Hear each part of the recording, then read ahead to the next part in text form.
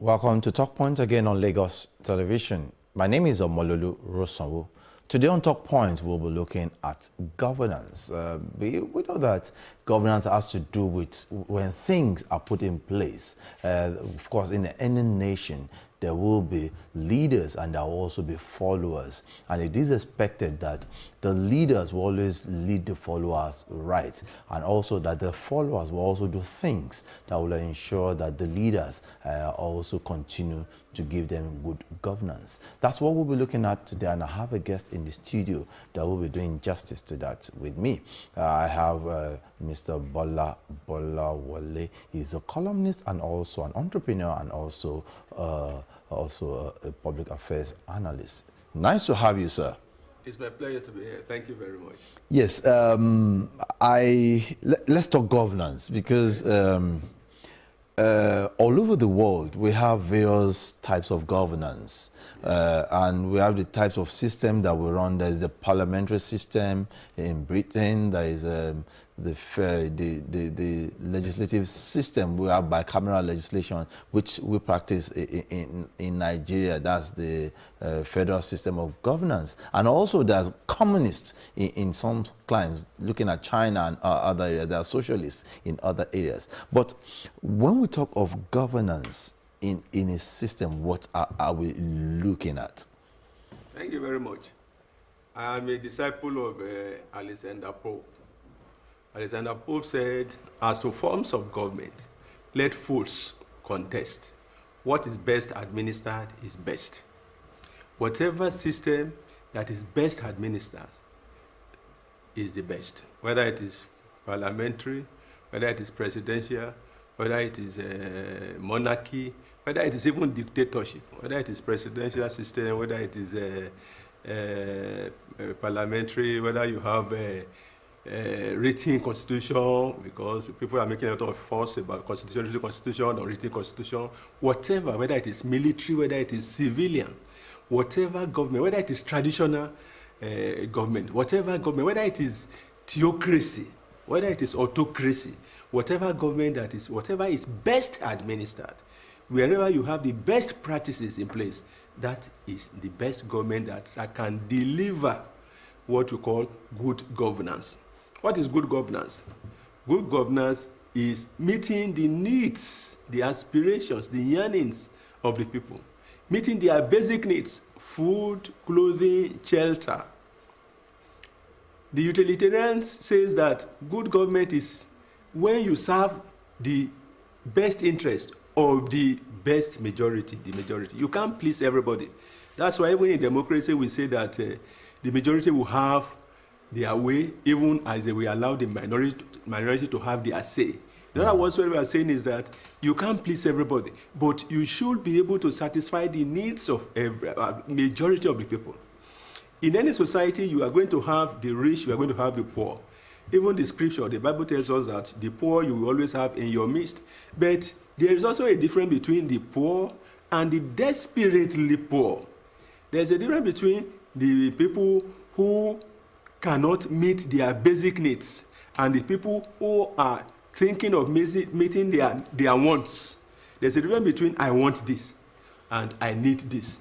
In any good governance, in any society where there is good government, people should be able to meet their basic needs.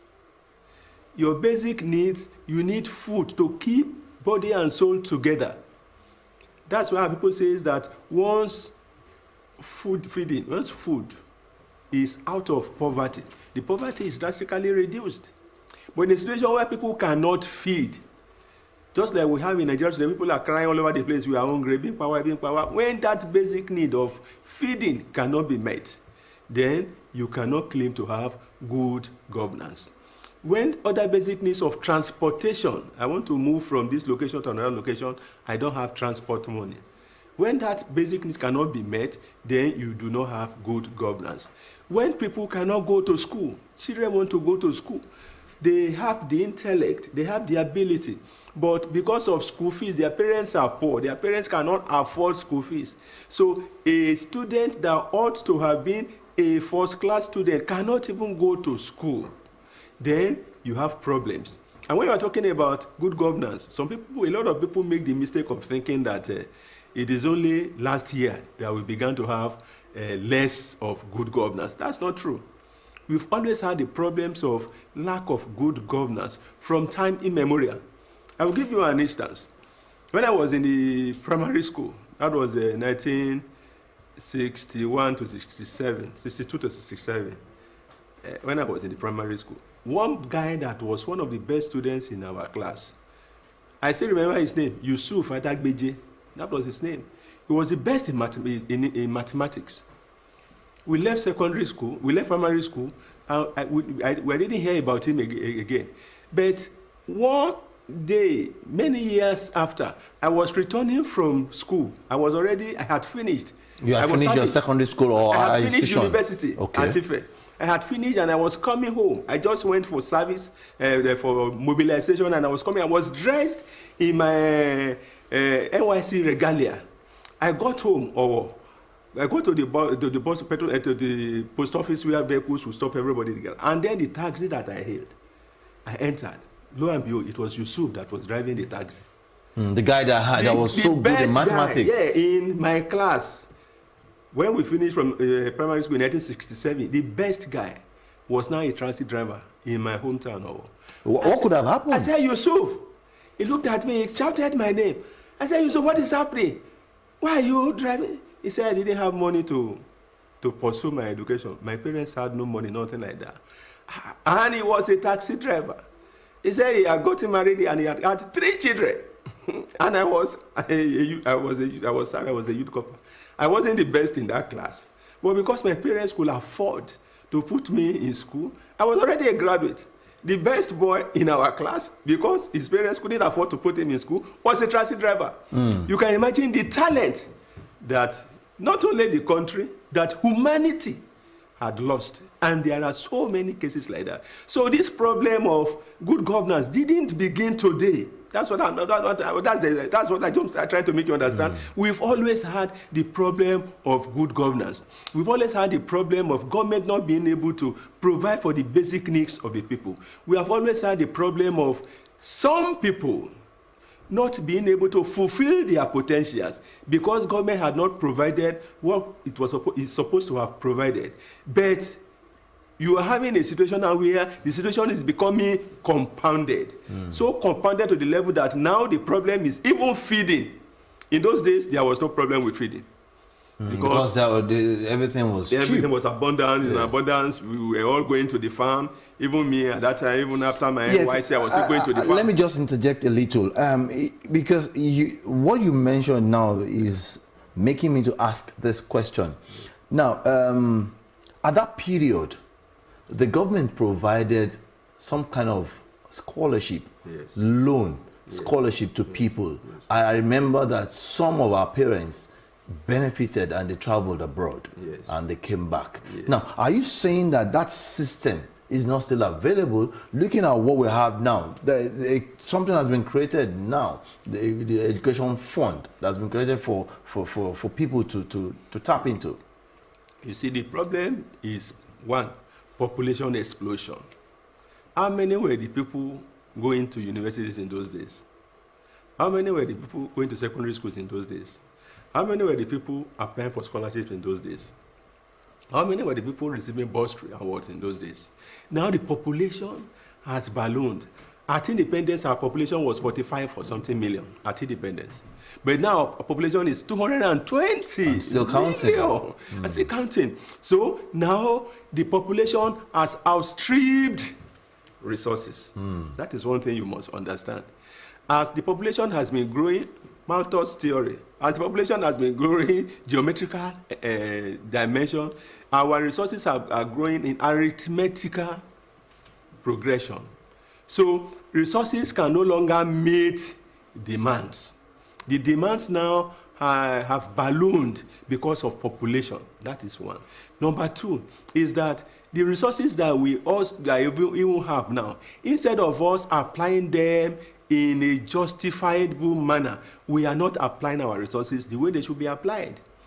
Corruption is taking much percentage, a lot of the percentage, high percentage of the resources that we have. And we are not multiplying our resources at the same rate as we are multiplying our population. It's easy for a single person, like we saw the other time when a senator brought his 4 wives and 27 children to the chambers of the National Assembly and said, these are my wives. And these are, I have 27, and I'm still young, I'm still going to have more. A single person, 4 wives, 27 children. And there are so many of them like that. Are those ones, are they not the ones also indirectly adding to the problems of population, let me put it that way, in Nigeria? That is a population explosion. In a sense, there was a government that tried to do something about it. They say one wife, 4 children.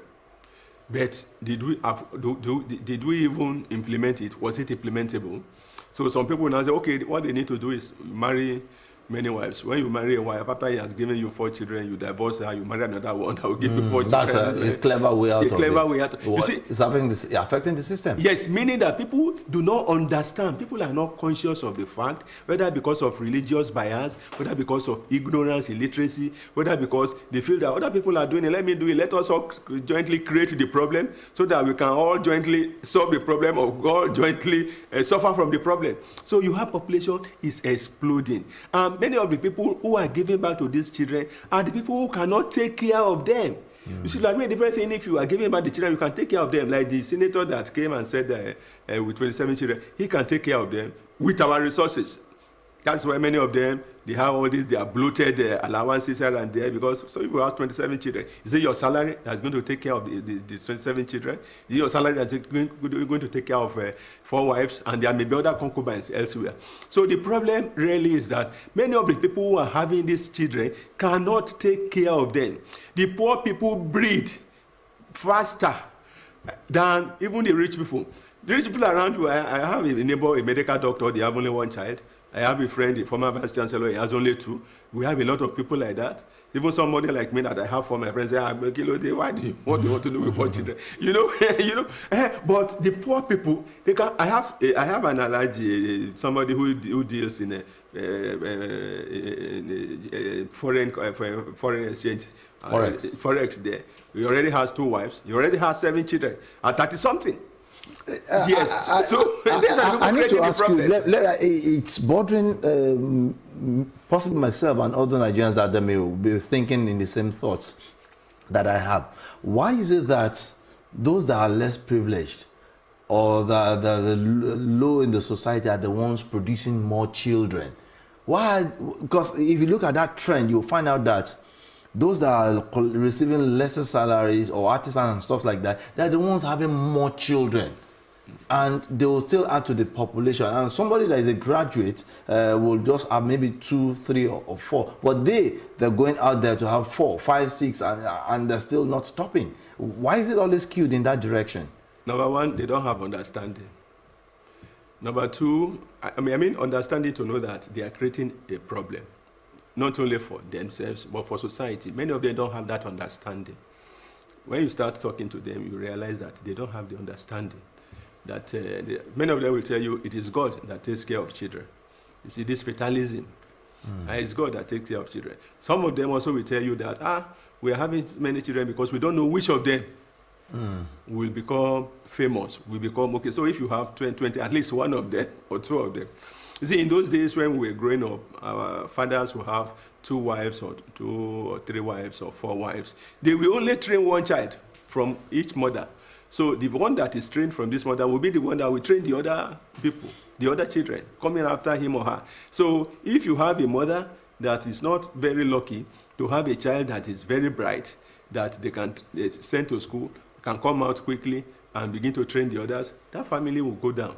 But then the mother that has a child that is up and doing, we train the other siblings. We have a case like that. We have cases like that where he's the first child now that went to school. Those days it was easy. You leave secondary school or teacher training, you get a job. Then you begin to train the others. You find out that the others you train will now go to university. You that train them, you'll not be able to go because you are busy training them. Yes. So it is that mentality. So some of our grandfathers, our great-grandfathers were into farming. some into trading. And at that period, they had 2 or 3 wives. They would say that it's because they want them to help them on the farm.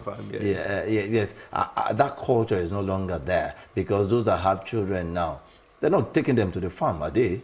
Nobody goes to the farm again. That's what I'm saying. My father had a farm, even though he was a merchant, he was a trader.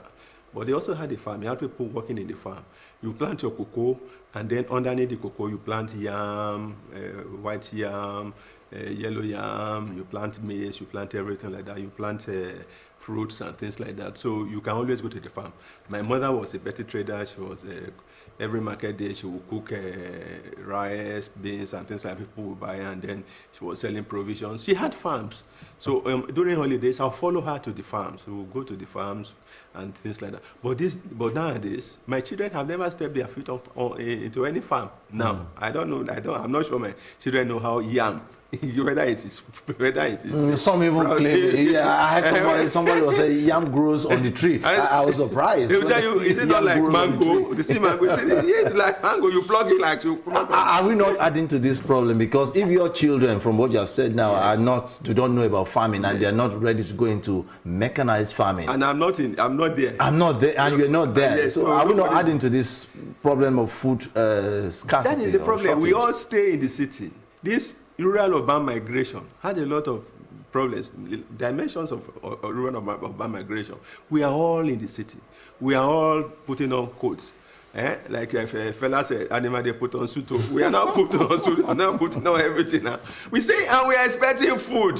Where is it going to come from? Who is going to do the farming? Our parents that used to do the farming, they are dead. They are gone. Even cocoa, go to the rural areas now. Go to the southwest now. You see the cocoa trees are dying. They are not replacing them. Nobody is doing anything about them. And the government that should introduce, they are busy going to Abuja, collecting allocations and spending it. Once they get the allocation from Abuja, they have enough for their security vote. They have enough to take care of their needs. They are okay. So whatever remains is what they just spread across and things like that. Nobody is doing anything to increase IGR.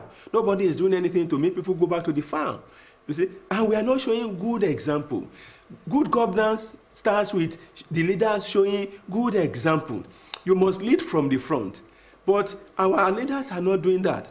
I remember I told the governor, I was consulting for him at that time, I said, Excellency, all these expand space that we have in the government house, wasting away where we are parking cars, we just say like, they should go and mow the lawn, and you want it to be green. I said, sir, let's till it and begin to plant yam, plant all the food we are eating in this government house. We can plant the food here in this government house. We can plant them. He said, sir, when you become governor, go and plant cassava. That was what he told you then. Yeah, he said, but me, this is what I want to do. You see, I have another governor too that wanted to build a flyover in a place where there was no go-slow, no traffic. That one is meant as siphoning money. I said, Excellency, I said, why don't we go and put this money in rice? The state of that governor is noted for one rice like that, our local rice. He says, when you become governor, go and plant rice. This is what I want to do. You see, somebody came and told me, say, Bola, you don't understand. Just like so you were saying now, that it's some of these projects that, but in his own case, he didn't say that he wanted to siphon money. He said he wanted to make history. That in 50, 30, 100 years, he said when he is dead, he said when they asked students in school who built the first bridge flyover, they will mention his name. Well, that to me is a wrong thinking. Well, that because is the mentality of many of us. At that period, if you don't need that flyover there, you don't have to build it. But because you just want to make history and you also want to make money, you are creating that problem. Yes, that shouldn't be the case. Now, as we round up, Abraham Maslow talked about hierarchy of human needs. Yes. He talked about food, shelter, clothing. What are our expectations from the government, for these things to come to fruition? Government should lead from the front. I was happy in the meeting, and they said they gave the development agenda for Western Nigeria, the marching orders, to go and take the Western Nigeria back to the farm. that they should go and bring a blueprint that will make our area self-sufficient in food. In the days of Awolowo, this area was self-sufficient in food. I have traveled, I have seen some of the agricultural programs of that era.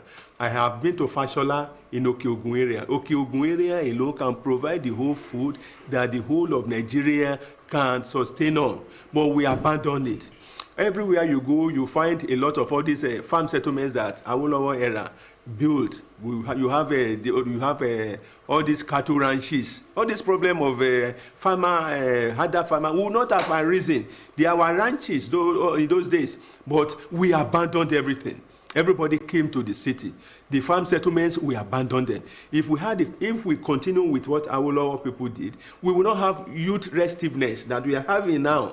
Hence, and bad government will not have it. All these Oraisa boys, all these area boys, area girls, they will be gainfully employed. But we abandoned the good projects of our forefathers. Let us return to those good projects. Let our governors in the Southwest dust up the blueprint that the Awolowo era had for this Southwest and let them go back to it so that the development that we witnessed in the First Republic, we can begin to witness it again. That is the solution.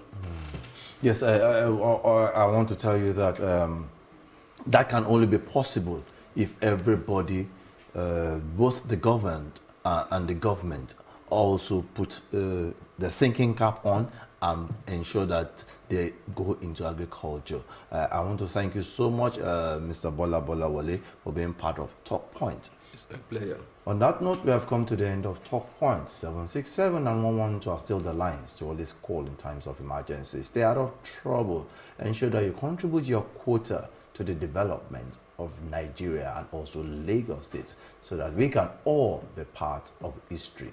I am Omololu Sonwo, signing out.